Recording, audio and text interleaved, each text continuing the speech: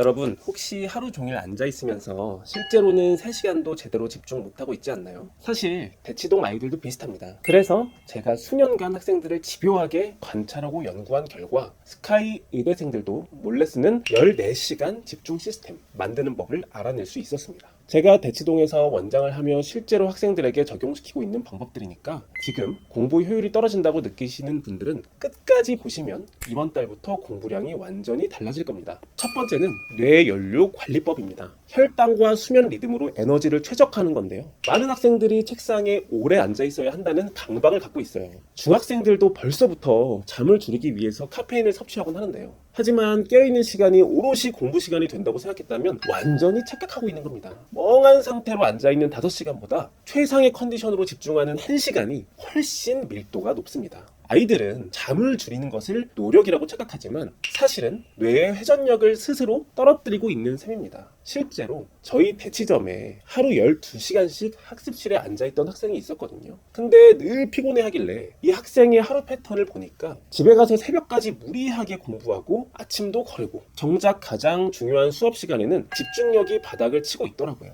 학생은 그걸 깨닫고 있지 못했던 거죠. 결국 학원 수업도 듣기만 하는 공부가 되었고 밤이 되면 또 자책하며 무리하게 깨어있는 악순환이 반복되었습니다. 엉덩이 힘은 좋았지만 학습 효율은 최악이었던 케이스입니다. 이렇게 하루를 주도적으로 계획해서 활용하지 못하는 친구들을 위해서 저는 정신, 행동 관리를 통한 데일리 루틴에 대한 매니지먼트부터 진행합니다. 이건 에듀플렉스에서 만든 자체 플래너 양식인 셀프리더인데요. 이 셀프리더를 통해서 단순히 공부 내용만 적는 게 아니라 기상 시간부터 취침 시간, 그리고 본인이 느끼는 시간별 집중도까지 체크할 수 있습니다. 매니저는 이 데이터를 바탕으로 학생에게 가장 최적화된 학습 스케줄을 설계해 주죠. 언제 쉬고 언제 몰입할지를 전략적으로 결정해서 책상에 앉아있는 시간, 모든 시간이 100% 순공 시간이 되도록 만든다면 비로소 제대로 된 자기주도적인 공부가 시작되는 거죠. 두 번째는 집중력 훈련 시스템입니다. 공부 환경을 정리하고 순공 시간까지 확정하는 건데요. 학생들이 또 많이 착각하는 것 중에 하나가 학원 수업 듣는 시간, 인강 듣는 시간을 공부 시간에 포함시키는데 굉장히 위험합니다. 듣고 보고 있으면 뇌는 정보를 일방적으로 받아들이기만 할 뿐 스스로 생각하지 않습니다. 또 스마트폰을 옆에 두고 필요할 때만 본다던가 이런 생각을 하지만 알림 하나하나가 울릴 때마다 끊긴 집중력을 다시 회복하는 데는 평균 20분이 걸립니다. 아이들은 스스로 집중하고 있다고 믿지만 사실은 계속해서 흐름이 끊기고 있는 거죠. 이렇게 되면 공부는 많이 한 것 같은데 시험 성적은 제자리인 상황이 계속해서 발생할 수밖에 없습니다. 시험장에서는 내가 직접 인출해야 되는데 평소에 입력만 하는 공부에 익숙해져 있으니 정작 문제를 풀 때 막히는 겁니다. 결국 나는 응용력이 부족해라며 자신감을 잃게 되는데 사실 응용력과 사고력의 문제가 아니라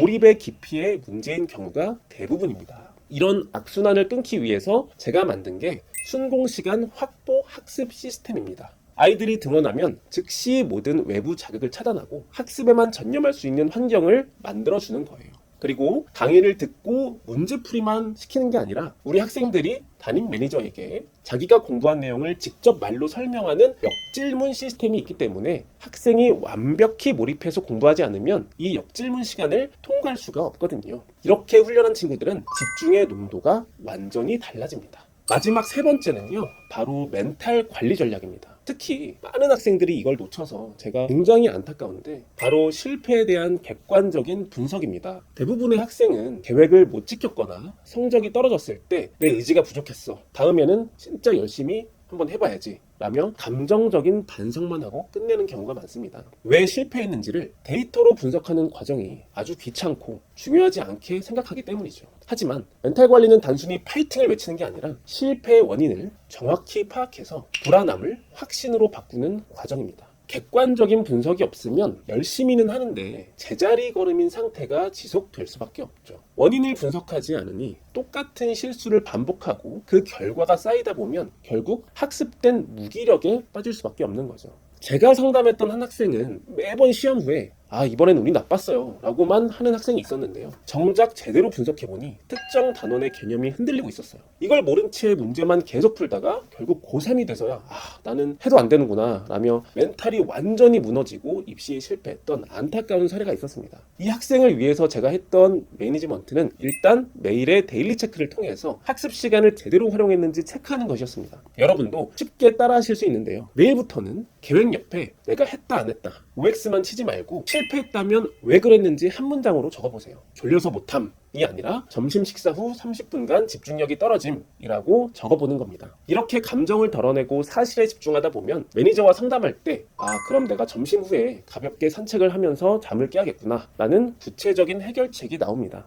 또한 내신, 모의고사 이후에 항상 진행하는 시험 분석 상담을 활용하는 것입니다. 과목별 오답 분석에 대한 정량적인 평가는 물론 시험 기간 계획과 성공, 실패의 원인을 되돌아보는 시험 분석 상담으로 평가와 반성을 통해 자기주도적인 학생으로 발전할 수가 있습니다. 학생의 실패를 성장의 데이터로 바꿔주는 멘탈 관리 시스템을 갖추고 있는 곳은 사실 흔하지가 않거든요. 공부는 열심히 하는데 왜 나는 계속 지치고 힘들고 성적은 오르지 않는지 답답하셨다면 오늘 이 영상 내용만 숙지하셔도 충분히 많은 도움이 되실 겁니다. 우리 학생들이 혼자서 해결해 보려고 하는 마음은 너무 예쁘고 기특하지만 운동도 선생님에게 또 PT를 받으면서 시작하는 것처럼 공부도 때로는 전문가의 도움이 필요하거든요. 그럴 때 에듀플렉스 대치점의 문을 두드려 주세요. 감사합니다.